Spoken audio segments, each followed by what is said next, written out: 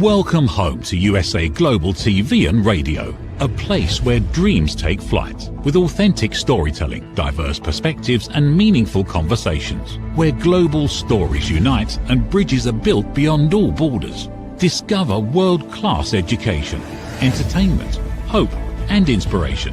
Together, we're building bridges worldwide. Subscribe to our channel, USA Global TV.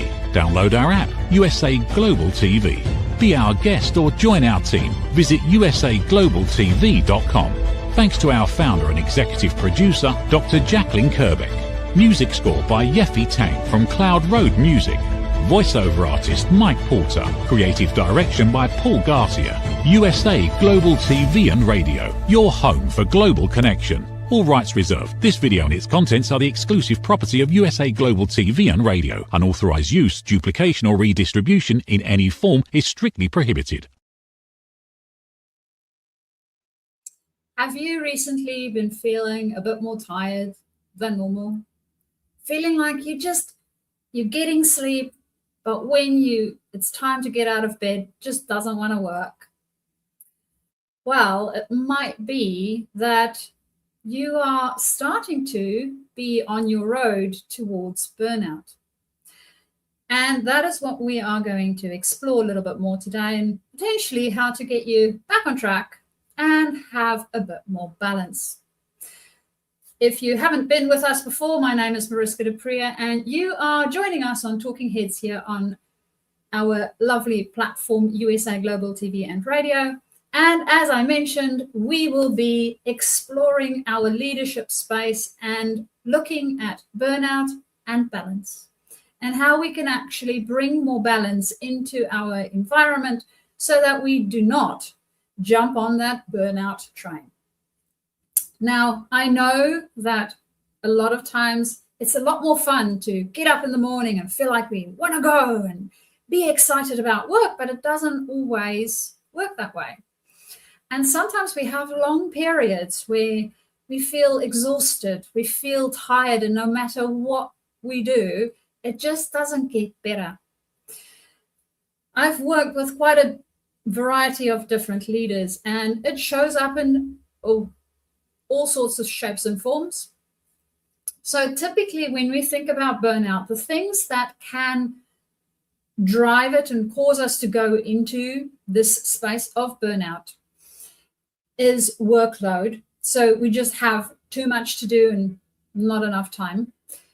The other element of it might be control. So we don't have a lot of control over what it is that we are doing.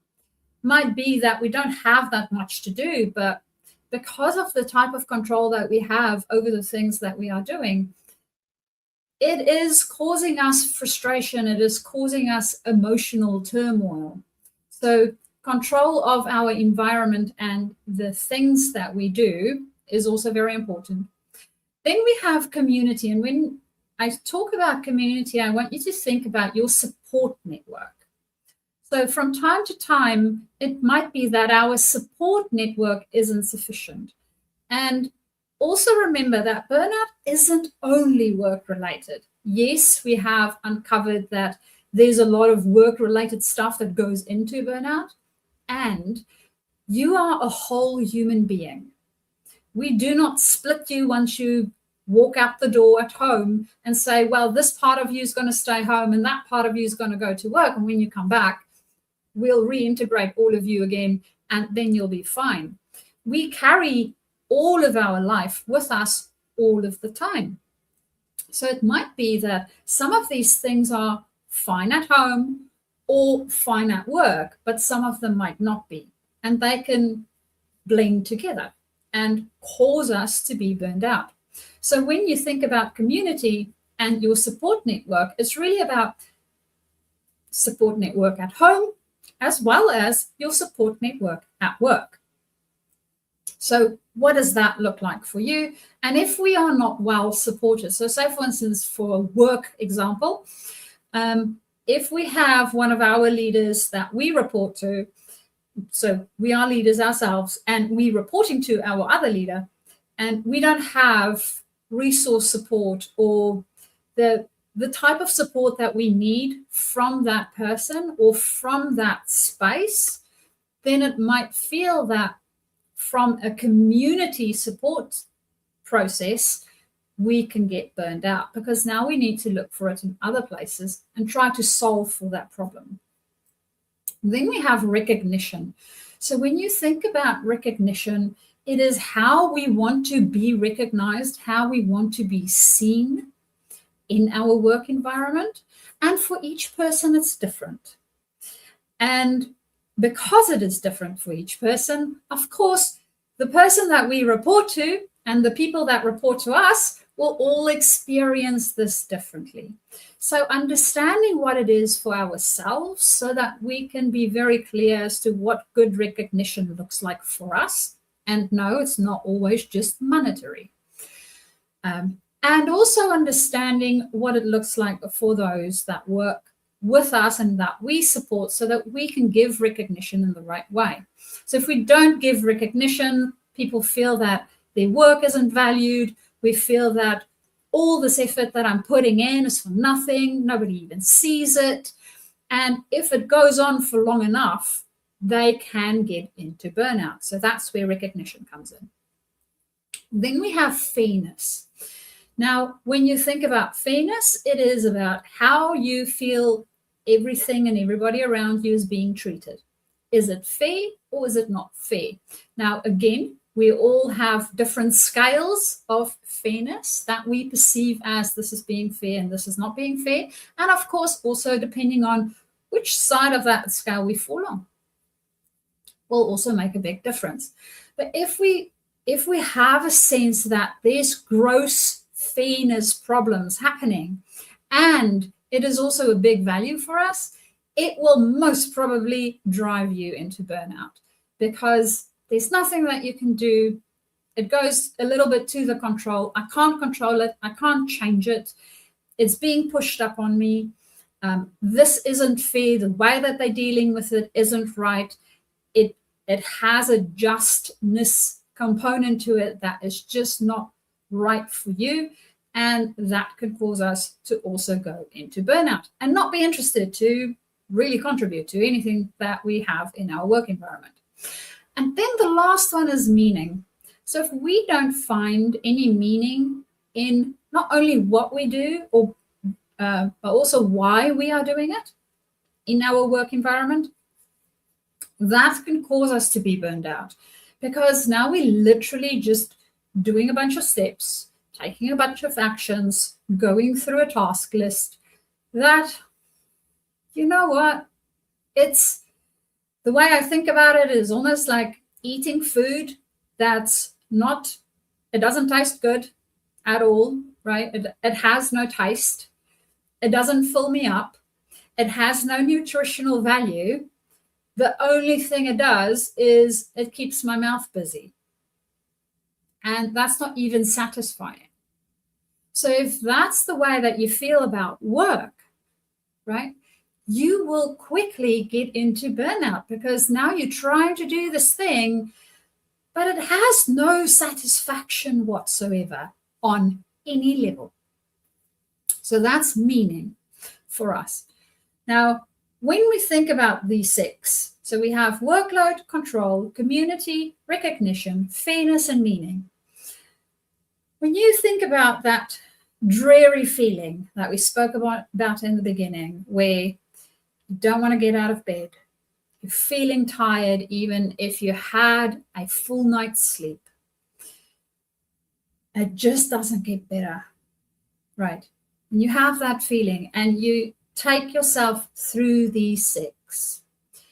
Where is it that you notice you have an energy deficit? So what we want to do is we want to look at each area and think, okay, am I gaining energy from the workload that I have? Or is it draining the energy that I have? Because workload, regardless the amount of work it is, sometimes we can have a lot of work, and because we put so much meaning to it, we don't mind that it's that amount of work, right? And we can do it. without any problem whatsoever. Other times, the workload might be lower, but because of the meaning that we have placed on it, or the value that we see on it, or the control that we have over it, or the support that we might have for it, we don't have what we need. And because of that, that workload just feels like too much. We need to do too much with too little. And I know for most leaders, this is something that is a continuous thing that we're looking at is, well, we need to do more with less. Either less resources, less people, less, you name the less that you have in your environment. And the work doesn't get less, right? So the work stays more or less the same or even increases, but we don't have more resources to fill it with. So understanding what that is for us, whether we are having a gain or a drain, will give us an idea of where we are on each one of these and what's contributing to my burnout, because that is important for me to understand where do I need to start. And no, as mentioned before, if we take something like workload, we won't necessarily reduce it, but we can change the way we think about it. We can change the way we interact with it. And that's the same for all of these. So one of the things that I have noticed for quite a few of my leaders recently is taking on responsibilities and parts that might not be theirs. And I found it for myself a little bit too. So one of the things that we take on, and we don't really necessarily think about this, is emotion. Why do I say we take on emotion? It's not like I want to take anybody else's emotion, right? If they're feeling grumpy, I don't want to take their grumpiness. We do take on emotion. Now, how this look in general terms is we might have a project. Now, I'm the leader of the project, and I need to lead my team with this project. And it's a really, really visible, high important type of project, right? So there's a lot of eyes on it. I want it to go well. I want to do good. I want my team to do good. So I'm feeling a lot of pressure already. Now, I don't want to give my team that pressure.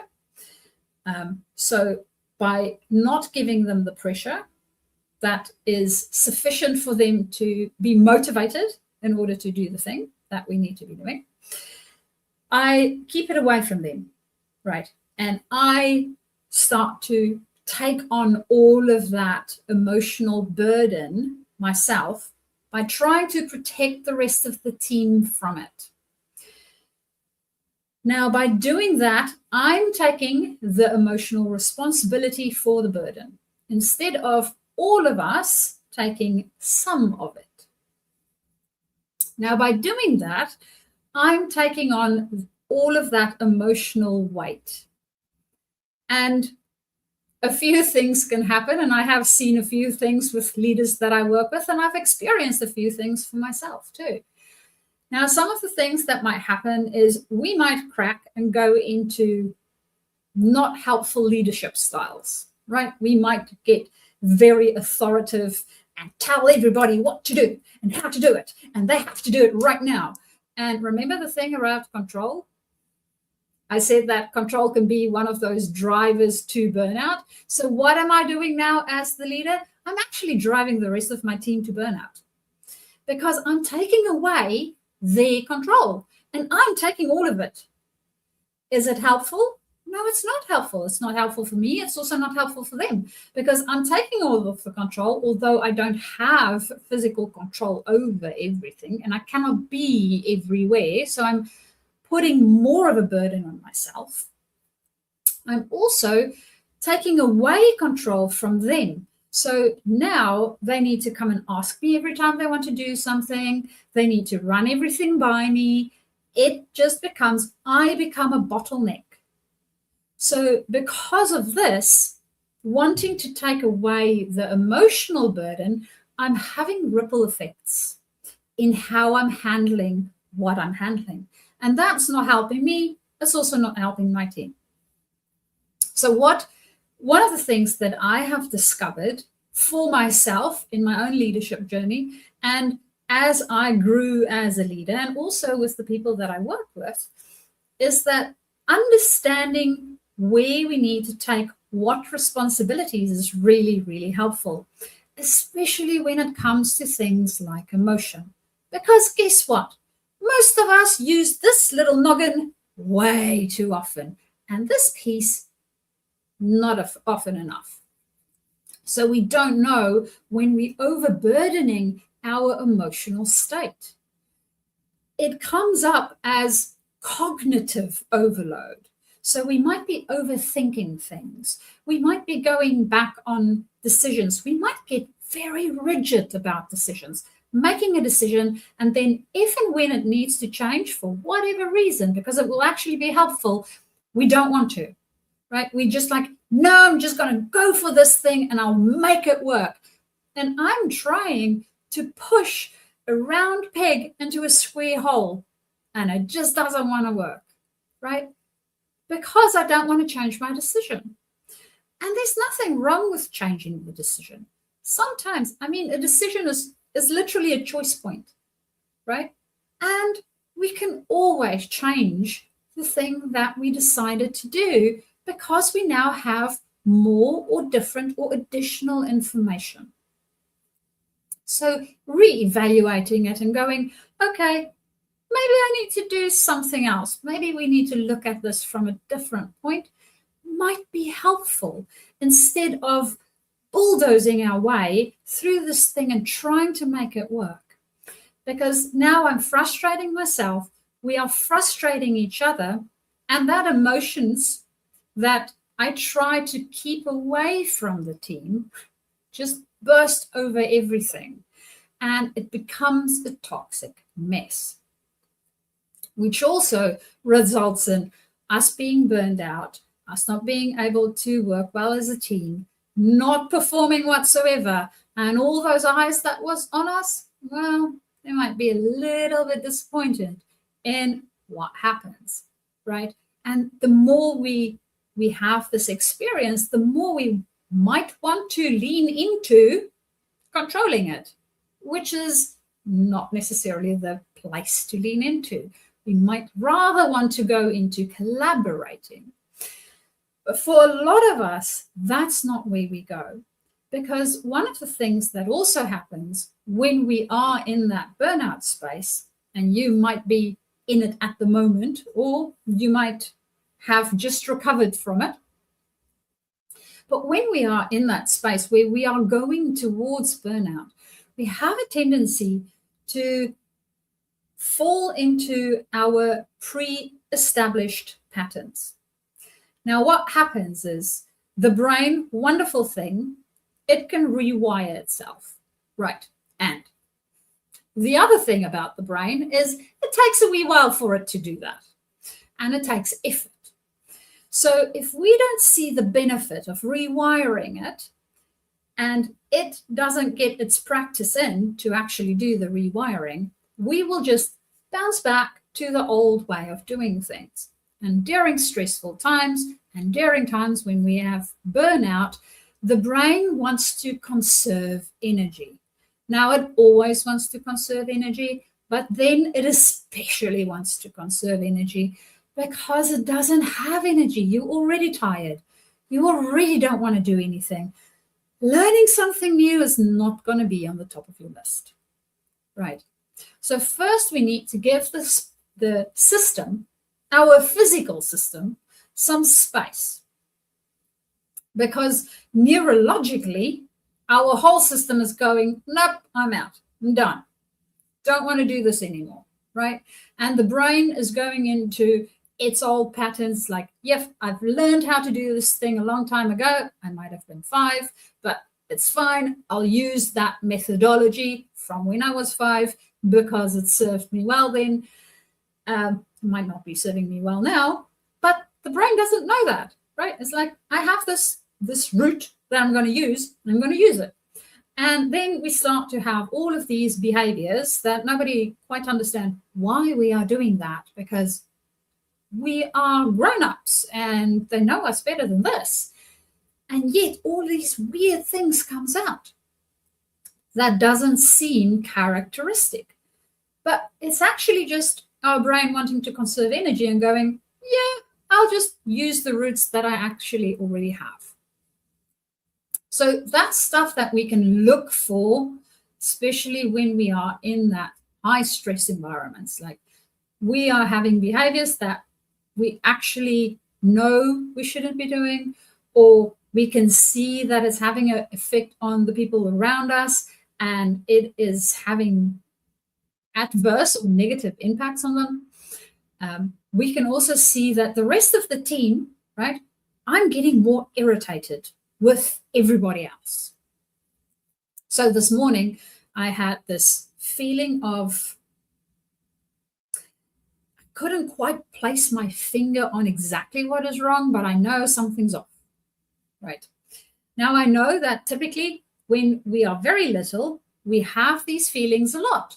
And then the mother will try to feed the baby. She would try to get the baby to sleep. She would clean the baby's bum. She would really go through all the hoops to see whether she can get this kid to feel a little bit better. And in all likelihood, none of that would work because it's a weird feeling and I don't know how to describe it, but there's something off. You don't quite know what it is. It's not off enough so that you can pinpoint to it, but it is off so that it doesn't feel comfortable.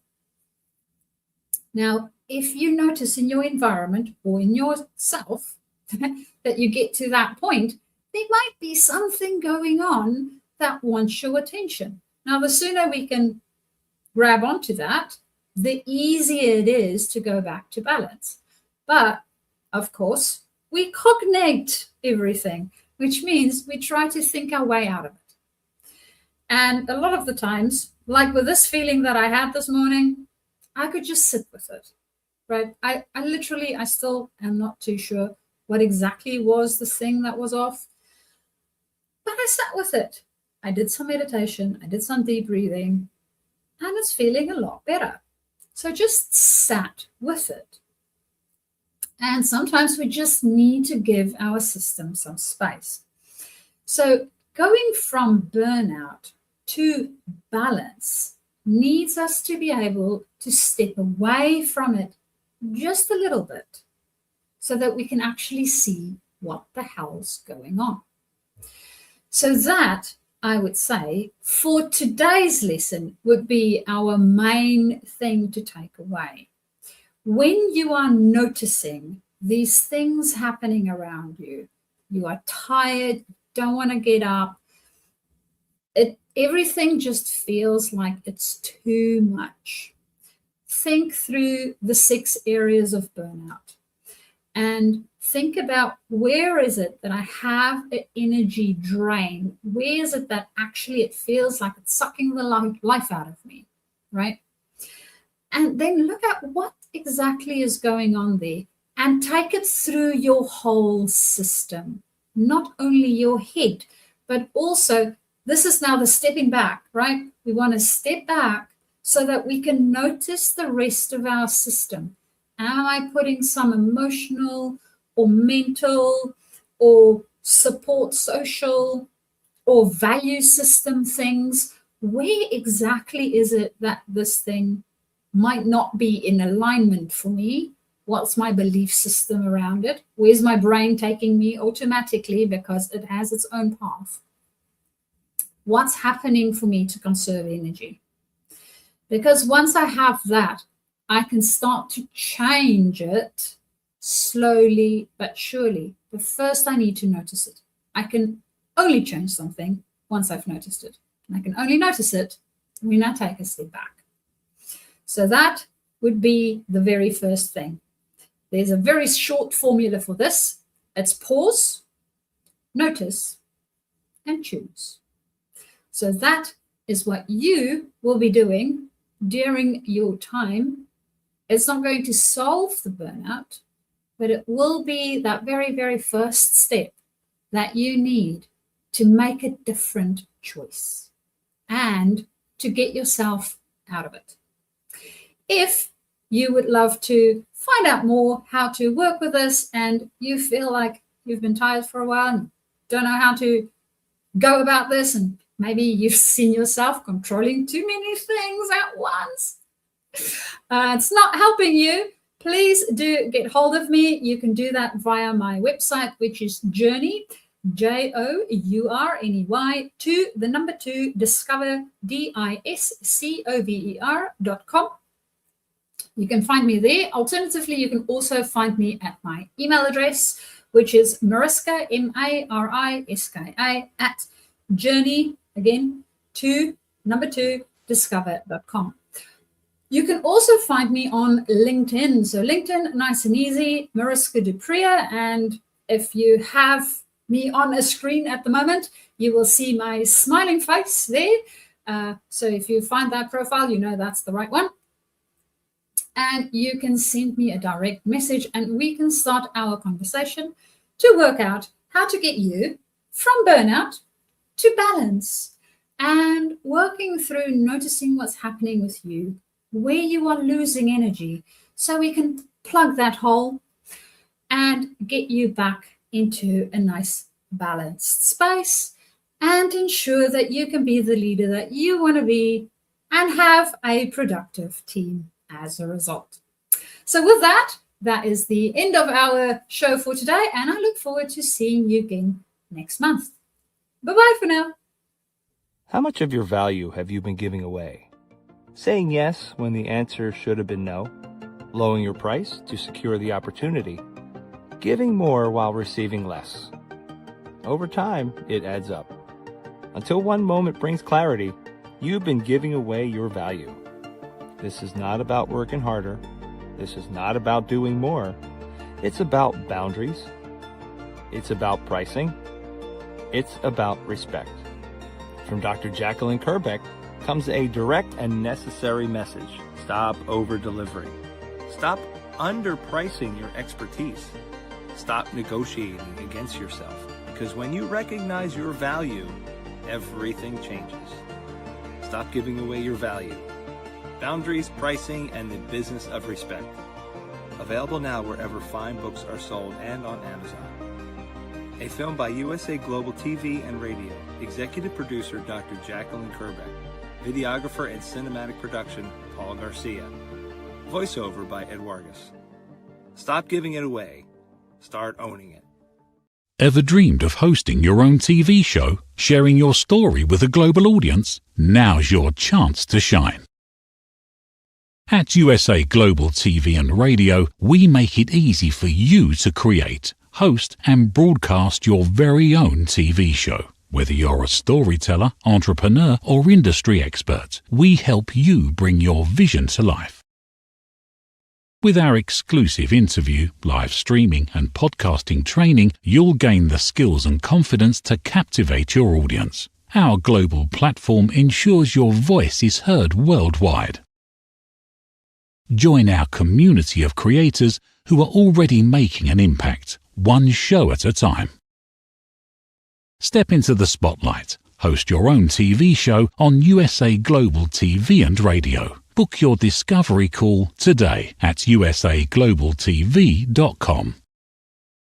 Copyright 2025 USA Global TV and Radio. All rights reserved. Terms and conditions apply. To learn more, visit usaglobaltv.com. Thank you, viewers and listeners of USA Global TV and Radio, for joining us today. We're honored to have your time and attention as part of our global community. At USA Global TV and Radio, we believe in the power of authentic conversations, meaningful connections, and creating a world of possibilities together. Want to be part of something bigger? Join our team of elevated listeners at usaglobaltv.com, a space where your voice matters and your ability to listen transforms relationships. Stay connected with us across all our platforms for thought-provoking discussions, expert insights, and empowering stories. Subscribe to our channels at youtube.com/c/USA-Global-TV. Follow us on social media and explore the endless opportunities we're creating for growth, learning, and inspiration.